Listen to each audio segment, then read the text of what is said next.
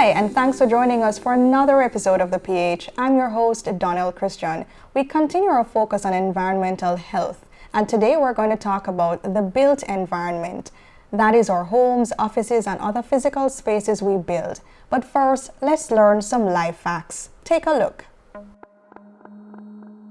Pre-pandemic, the world was experiencing a construction boom with the development of infrastructure to accommodate growing populations and big businesses. And although there has been economic fallout in the sector due to the pandemic, this has caused a significant reduction in carbon dioxide emissions from buildings and construction activities in 2020. Nonetheless, with any development in the building and construction sector, there can be health and environmental challenges. We've all seen it: smog floating above cities, water pollution, and the removal of green spaces. As cities grow, so does our exposure to pollution. What are the common types of pollution that can be caused by the building and construction sector? Air pollution from carbon dioxide emissions, water and land pollution from improper disposal of garbage and harmful substances, for example. In October 2018, the World Health Organization (WHO) said that 93% of the world's children breathe toxic air daily because of air pollution, and construction activities contribute to this challenge. The United Nations Environment Programme and the International Energy Agency state that the building and construction sector is responsible for almost 40% of energy and process-related emissions, leading to the worsening of the climate change crisis. We're not on track with the level of climate action needed to see a significant improvement in our environment. So what is the solution, and to what extent is this development affecting our health? Let's get these answers from our experts as we discuss the built environment within the context of sustainable buildings and construction. Our first guest is Professor of Energy, Environment and Health at the University College London Energy Institute, Ian Hamilton. Thanks so much for joining the show. Thanks very much. The operation of buildings and the construction industry combined contribute to about 36% of global final energy consumption and 37% of energy-related carbon dioxide emissions as compared to other end-use sectors in 2020. What are some of the reasons identified for the emissions? For the last couple of years, actually, buildings have been at about this level. So they're more than a third of global energy use, energy demand, and CO2 emissions, as you've pointed out. The reasons for this are both direct emissions that the buildings themselves will emit. So that's using natural gas or using coal or LPG or various fuels in homes. And then there's the indirect emissions, and that's primarily coming from the electricity sector. And it's there's about a split half and half, which means that when we're talking about decarbonizing the building sector, we're not only focused on the buildings themselves, but we also have to keep in mind that the power generation sector needs to decarbonize alongside that. So the challenge that we see really in this level of consumption is just how important buildings are, and in particular, how important they are in terms of the growth of population going forward, where growth is happening. So a lot of the projected growth going to 2030, say, are going to happen among countries that don't have any sort of building codes at all. And that means that there's no way for those settings to manage how much energy is being used and efficiently. So that risk of having buildings being constructed where there's a real need for more buildings, stronger, better buildings. But the reality is that without those controls, their emissions are going to continue to increase vastly. And so we need to really, on one hand, put in place the mechanisms like having building codes to be able to manage that growth for the future. But for existing countries for existing emissions from buildings, there's a need to be able to focus on refurbishing and improving the performance of our buildings that we have and use now. And there's a lot of ways in which we can do that to manage that, both direct emissions as well as indirect emissions. So things like heat pumps, things like reducing the amount of heat coming into the building through insulation, better shading, better glazing. All those things will help to ensure that our use of cooling or our use of heating are going to be reduced compared to what they are today. What does this high level of carbon emissions mean for the environment? Every element of CO2 being emitted, whether that's directly from a building or any other activity, is contributing overall to the challenge that we have, which is the greenhouse gas effect in global heating. The implications that that has, say, for the building sector is that we've already locked in about a half degree of warming since pre-industrial times to today. And we're locking into a further half degree of increase by the time that we're reaching 2030. So our buildings that we're living in and occupying today and that we're building today are going to be faced with a future that's warmer than it is already today. So that means that we're going to be at risk of greater increase in heat exposure. And you can imagine in many parts of the world where heat exposure already is a major issue, being faced with more heat. And as population, particularly the global population, continues to age, we're going to be at risk of health effects as a relationship to that. So our need then to be able to manage heat by ensuring that our buildings are built to a higher standard, they're more efficient, and that way we can also cool them more effectively and not have to rely on, really inefficient cooling and really inefficient buildings at the same time. So the implication of all that CO2 is going to mean that our buildings are maladapted to the future that they're going to exist in, and we'll have to do even more work. We're going to have to use even more energy to avoid the sort of damaging experience that we might see. The recently launched 2021 Global Status Report for Buildings and Construction revealed that global energy-related carbon dioxide emissions in 2020 was 10% lower than in 2015 as a result of the COVID-19 pandemic. Now, this was also accompanied by an economic fallout in the industry. What were some of the key learnings from this observation? Yeah, so what we've seen since 2019 is a 10% drop in CO2 emissions. But what we didn't see was necessarily a big shift in how much energy was being used in buildings, more or less stable. What that tells us is actually that the fuels being consumed in buildings has changed. And it also suggests that there's a precarious nature to households and businesses, particularly in lower income countries or communities where that vulnerability of a disruption, either in terms of economic activities and livelihoods, means that their ability to protect themselves is really limited. And the implication to that is going to be households that will have to use fuels that are less clean. And so what we see then is the structural underpinnings, the more efficient buildings, access to clean energy hasn't really come through. And so that emissions drop is really a momentary reprieve, let's say, in emissions. But the risk now is going forward that we're going to see emissions jump quite a lot as economic activity in countries begin to emerge from the pandemic.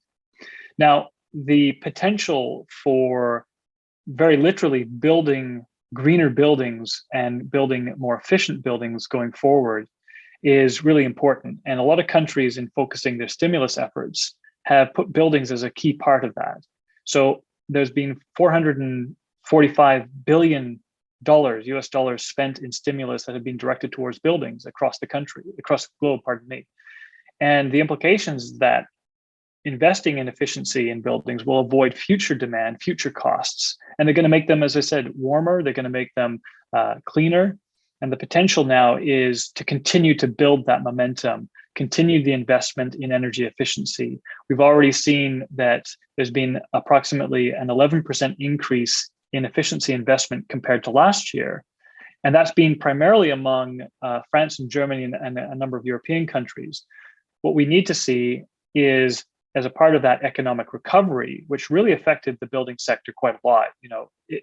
Building sector is usually between 4 to 8% of a country's GDP, and it dropped globally by around 4%. But in some places, this was much more.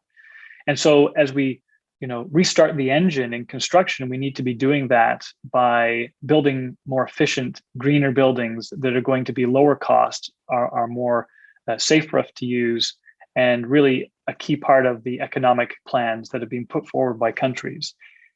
Those should also align with the commitments that are being made in nationally determined contributions. And this is the way in which countries, as we come towards the COP26 climate negotiations, are committing towards their future actions.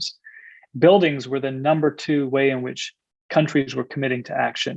But what we need to see alongside that, and this is where having regulations and codes being put in place is really important for countries to now follow through and be able to specify the programs, the policies, the deliverables around ensuring that the building stock transitions to a net zero carbon, energy efficient, and resilient building stock for the future.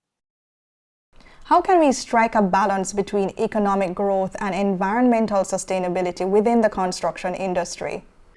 Yeah, it's a really fine balance between ensuring economic activity is productive, is capable of raising quality of life and living standards, and addressing, of course, a number of sustainable development goals alongside. There's a housing crisis, there's a need to ensure pollution is reduced and minimized, and resources are used efficiently.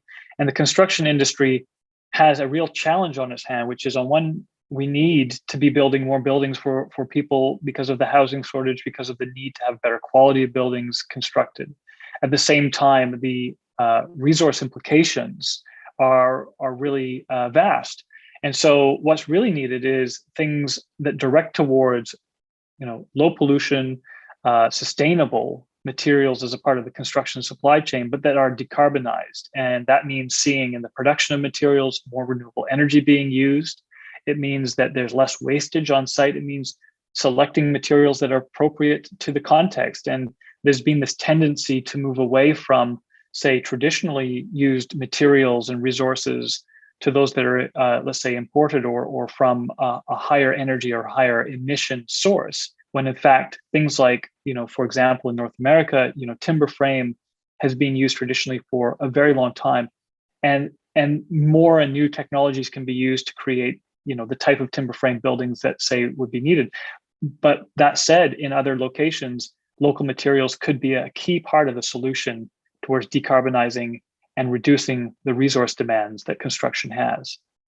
The IEA also estimates that direct building carbon dioxide emissions would need to be decreased by 50%, and indirect building sector emissions would need a reduction of about 60% in power generation emissions by 2030. So do you think this is possible and achievable by 2050? So I think that the challenge ahead is real, and it's one which requires a huge shift in how we're building buildings today, and to achieve that commitment, a goal of net zero emissions overall by 2050, and seeing a half in terms of direct emissions by 2030. And also to add, all new buildings being built need to be net zero operational by that date as well. We don't have very much time left. So the sort of actions that countries, companies, and individuals can start to take around choices for investing in their building performance needs to be happening today and now. What does that look like? Well, it really does mean countries putting in place that performance codes, things that can be applied to new buildings, of course, but also programs that will address existing buildings.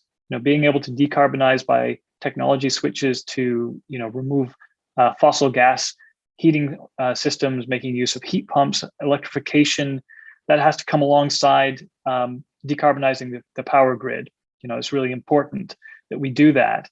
We need to see efficiency investment increase to a rate of 3% a year. We need to be spending a lot more funds in this area. And the nice part about that is it's an economic stimulus activity. For every $1 million US invested in energy efficiency can yield between 9 to 30 jobs. And so being able to raise the skill and the labor invested in building construction and green building construction is a key part of the economic activity that we need to be focused on.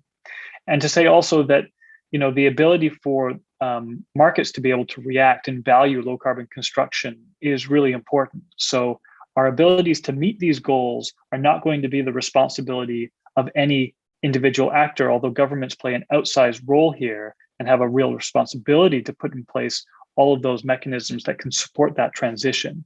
And I think that when we see this coming COP26 negotiation, we have to be mindful that those countries are going to be negotiating on our positions today, but they have to be focused on what we're trying to build for the future. And I'm really hopeful that that's going to be a part of the commitments that are being brought forward in terms of ratcheting up the next 5 years. And then for countries to be able to put in place those roadmaps that are very specific and set out exactly how each country is committing to decarbonizing the building stock to achieve those types of goals. But we have to be mindful, in reality, the pathway for any given country that will take towards these goals is going to depend on their own environmental, economic, political, and social context, but the destination is the same. Thank you so much for joining the PH. Thanks very much for the interest. We now move on to the design aspect of the built environment. And our guest for this segment is project manager and architectural professional at 360 Design Management, Keisha Daley. Welcome. Thank you, Danielle, for the invitation to have this very important discussion with you. What are your views on sustainable building design and construction in Jamaica? We have a lot of work to do in terms of sustainable development. The government's Vision 2030 is guided by 7 principles, 2 of which speaks to environmental sustainability and sustainable urban and rural development. For the country to bring this vision to realization, our culture needs to change to meet the reality of dwindling resources and the need to invest in resilient projects as well as global climate change. I believe that the implementation of effective policies, the setting of measurable goals with timelines, and buy-in from the private sector is needed to boost the drive towards sustainable development. This, along with the education of all stakeholders on the subject matter, is crucial to accelerate us to sustainable development in the near future. Can you identify and explain some of the disadvantages of not incorporating sustainability in our construction development plans? For example, lack of green spaces. It may not be realized by some, but sustainability means building to last when it comes on to the construction industry. Buildings are major investments, so at no time do we want to make such a commitment and then have it fall apart in a short period of time. Using materials and construction methods that are durable and effective beyond the now is necessary. Otherwise, it could end up being more costly in the short and long run. Another disadvantage is continuous and increased demands on our energy resources. Again, this could have a negative cost impact. And of course, there is the increase in global temperatures. When we buy from abroad versus locally, this increases the use of various forms of transportations, which adds to the global carbon emissions, which we are also trying to get down to zero. So, for example, what specific considerations should we allow for our home designs? All right, there are many factors. I will just try and list a few. Firstly, to say that it's best to engage design professionals to at least help to guide you in the process. Focus on low impact and low carbon resources. Choose materials that reduce energy use, minimize waste, and are durable. And this should be from the phases of the proposed designs and initial procurement of all the material and resources that will be necessary, and to the overall expected lifespan of the building. Make use of passive means to integrate sustainable measures such as rainwater harvesting systems, and to make use of our natural sunlighting. Also, our tropical climate with the use of green roofs, featuring native plants for food sources, for one, to facilitate biodiversity too, and also to filter the air of toxins and reduce heat gain for enhanced comfort within our building interiors. A site analysis should be done. The specific information gathered from this analysis should be used in the design to respond to them rather than against them. Orientation of the longest side of the building facing north or south minimizes exposure to direct sun radiation and heat gain, and saves energy that would otherwise be used to cool the building. More narrow buildings are easier to vent and light naturally. Also consider the placement of windows and doors to maximize cross ventilation. Consider integrating internal courtyards and designs, sun shading elements and green walls, which provide similar benefits. Also give preference to materials that are non-toxic, recyclable, and also to materials that don't transfer heat into the building. Try to give preference to materials that can be sourced locally and utilize elements that provide water efficiency solutions and minimizes stormwater runoff, namely low flow toilets and faucets, as well as roof guttering and rainwater collection tanks. Light colored materials also should be considered externally to reflect excess solar radiation and internally to increase internal reflection of natural lighting. Also, of course, there is a consideration of investing in energy efficient appliances for your home. And what about commercial or office spaces? In terms of office or commercial spaces, a lot of what was just mentioned for the home also suits the commercial and office spaces.